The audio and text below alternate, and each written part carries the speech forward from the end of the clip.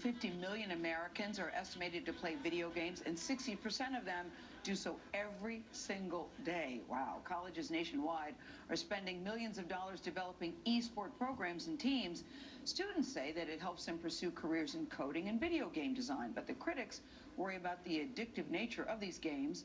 Meg Oliver went to Ohio State University, that's in Columbus, to see how a first-of-its-kind study is researching the impact of gaming. Meg, good morning.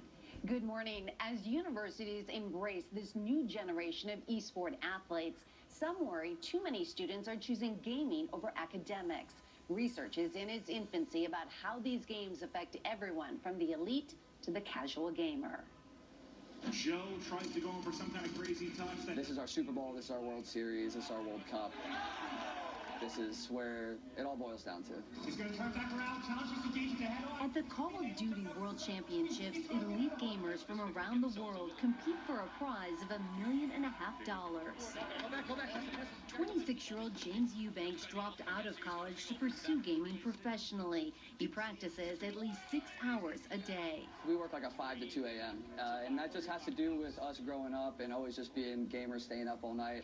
Esports have exploded in popularity on college campuses across the nation, raising long-term physical and mental health concerns. I'm going to put a sensor here. To learn more about the impact, researchers at Ohio State University are wiring esport athletes up, performing EEGs and stress tests to find out what happens during gaming. We see some of their stress levels go up a little higher.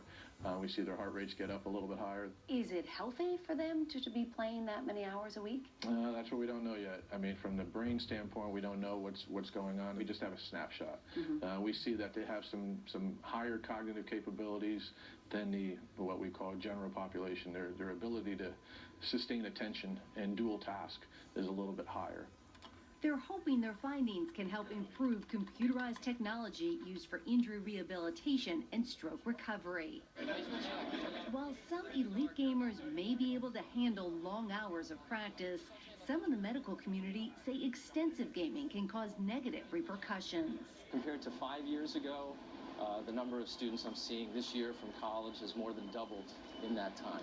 Psychologist Dr. Michael Frazier says high school students who suffer from anxiety, depression, learning disorders, or have a hard time turning the game off are most at risk in college. If you're noticing that they're having those kinds of difficulties in high school and they have any of those conditions, then I would say you have someone who is really at risk for struggling when they go away. It's just like watching a football game. 26-year-old Adam Brooker failed out his freshman year after his gaming spiraled out of control. I would be laying in bed. I'd be like, oh my gosh, like, I just can't do it. I can't go to class. I'm just going to play video games and stuff. Adam's mother wasn't concerned because he excelled academically in high school. I thought college was going to cure him from his hobby or his addiction, but it didn't cure him. It made it worse. Did you ever think you needed to go for help? Oh yeah, during that time, absolutely. I knew that something was wrong. I was like, I can't keep doing this. And then the next day, I would wake up and I'd do the same thing again. After failing out, Adam enlisted in the Army.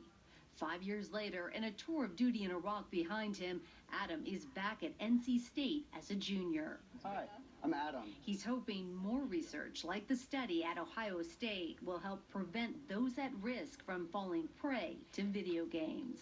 Because you're just the silent sufferer and you overcome it, you've got this information, so why not share it with people and help other people? Adam believes he spent more than 7,000 hours playing video games during his time in high school and college, but credits the Army for putting his life back on track. If you can imagine, it took him 5 years from failing out the first time and then coming back to college and starting all over again. Time wasted, but he really is hoping he can get his message out. Glad to hear it's back on track. It seems to be more of a boy thing than a girl thing. Is it? Or is that just anecdotal stuff? Well, that's still anecdotal, but it seems as when I talked to the psychologist, all of his patients this summer that he saw an increase in were young men. It's a reminder that it's a new frontier and there's a lot more research to be done in the years ahead. Absolutely. Meg, thank you so much.